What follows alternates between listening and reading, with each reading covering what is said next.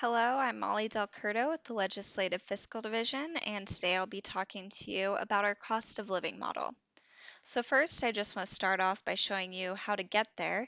So if you go to the Montana State Legislative page, at the very top, if you click on the Committees tab, under Other Committees, click on the MARA tab, which will take you to this screen where if you click on the interactive data, the cost of living model is right at the top, which it may take a few seconds to load.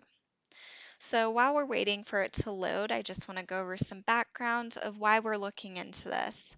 So during the previous MARA meeting, many legislators expressed interest in looking into cost of living in Montana, in particular as it relates to childcare, housing, transportation. I think anecdotally, we've all heard about the housing market in Montana seeing a large increase in prices as well as a tight supply for the relative demand. I think we've heard similar stories as it relates to childcare as well.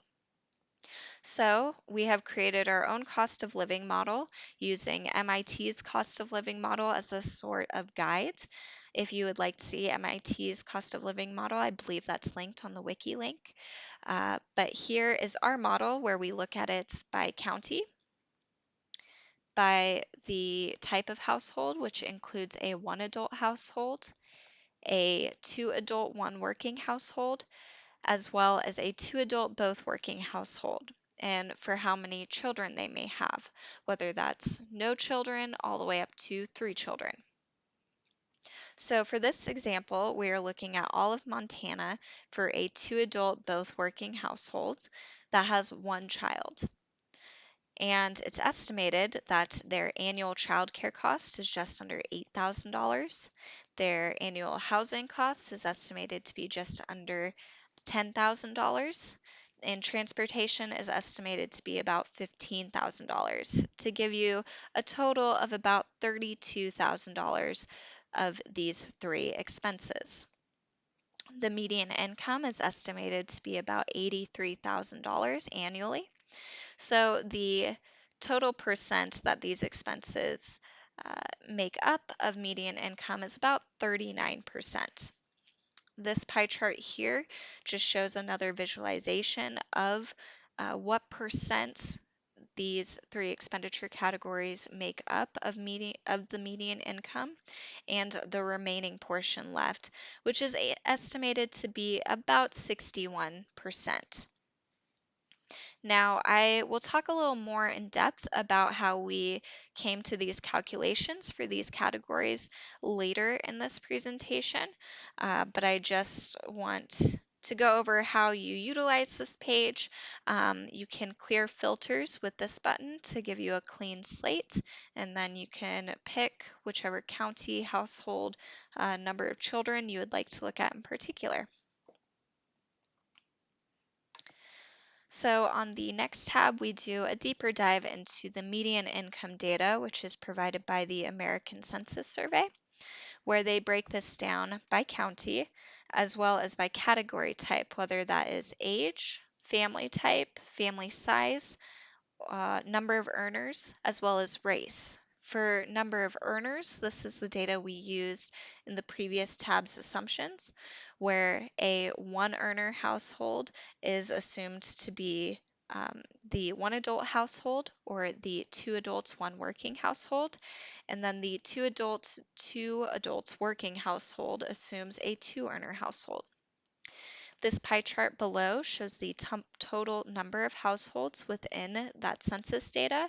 And as you can see, the majority of households were two earner households. So a pretty large area of interest right now is the Montana real estate market. So we have obtained data from the Department of Revenue on median sales prices within each county, as well as the appraised value of median sales prices, which is shown on this line chart here. And I think to no surprise, we've seen a large increase in median sales prices. And although this says the median sales prices for all of Montana is about $200,000, it becomes quite a different story when you look at counties such as Gallatin or Flathead, which have seen rather large increases in their median sales price, as seen here. This data is provided by home type, including single home and condo and townhouses, which right here we are looking at single family homes. If you click on the condo and townhomes, you'll see fairly similar results. We've seen a large increase in median sales price. I would like to point out on the map here, you'll see a dark blue county, which represents Madison County, which shows that the median sales price is about $1.7 million. But it's important to note that Madison County does include the Yellowstone Club as well as Big Sky Ski Resort. So overall, this data also provides the total number of sales for Montana from 2012 to 2020, which you can see has been increasing but leveling off slightly. This blue line here shows the year-over-year change in number of sales, which shows a pretty drastic drop from 2013 to 2015, but it's important to note that this line remains positive, so we're still seeing an increase in sales.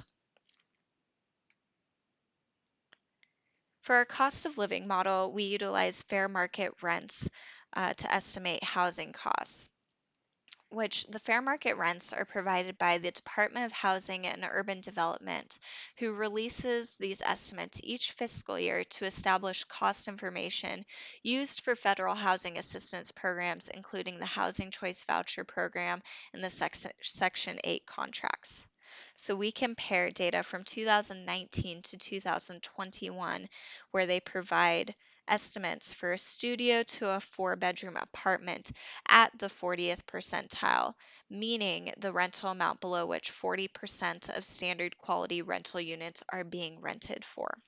And as you can see, these rental estimates have been increasing over the year.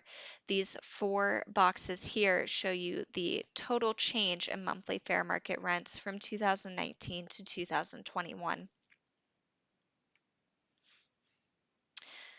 Another particular area of interest is childcare availability.